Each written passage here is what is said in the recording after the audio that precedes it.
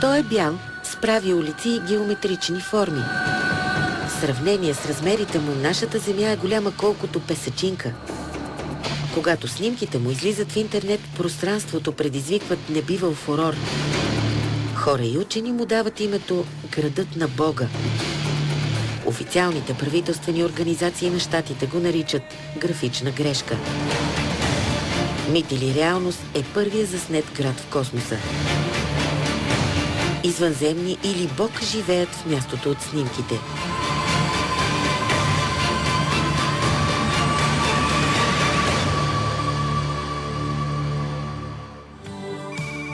Случайно или не, началото на историята, която ще ви разкажем, започва точно по Коледа.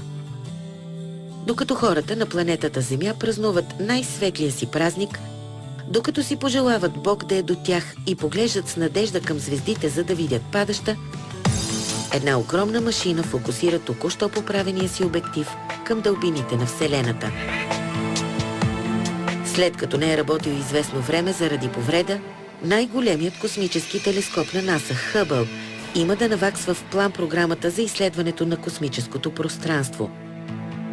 За кратко време се правят огромен брой фотографии, които освен че отиват за необходимия анализ, се качват и директно в страницата на Хъбъл в интернет. Професор от Флорида на име Кен Уилсън решава да разгледа по-подробно снимките. Вниманието му се спира на мъгливо петно в едно от изображенията. Когато отваря кадъра в цялата му резолюция, той открива, че петното е със странна структура, която не може да бъде обяснена.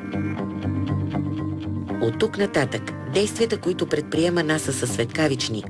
Снимките са свалени от интернет пространството, а официалното съобщение гласи, че поради ремонта на космическия телескоп са получени няколко грешни графични изображения.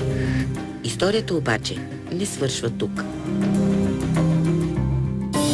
Докато говорителите на космическата агенция успокояват полудялата публика, в сградата на НАСА се провежда спешна оперативна среща. На нея се решава космическият участък със странното съоръжение да бъде презаснет с максимална резолюция. Големият обектив на Хъбъл отново се насочва в тази посока и изпраща поредната порция снимки. Резултатът е зашеметяващ. Не само, че петното не е графична грешка, но под смаяните погледи на учените в контролната зала на лабораторията на Хъбъл изниква картина на фантастичен град. Огромната конструкция, намираща се на разстояние милиарди мили, блести с неземна светлина. Размерите й са зашеметяващи. Ако трябва да сме по-конкретни, до момента не са известни небесни обекти, които да са в състояние да се конкурират с този гигант. Изненадите обаче не свършват с това.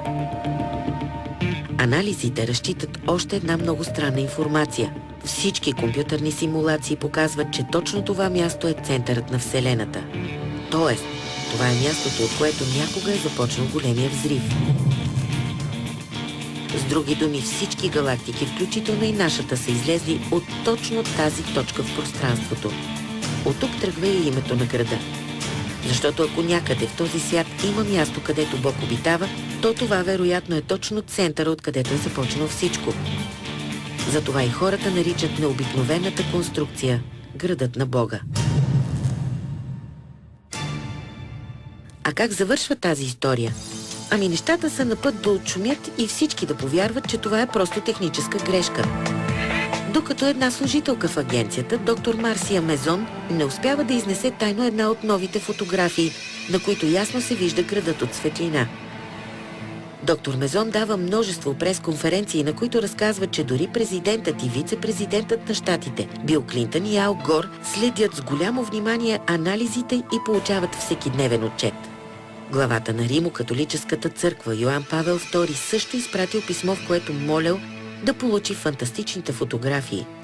Според доктор Мезон, в градът на Бог не би могло да има живот такъв, какъвто ние си го представяме, защото около него няма слънце и обитателите му не биха били защитени от влиянието на космоса, така както нас ни защитава озоновия слой.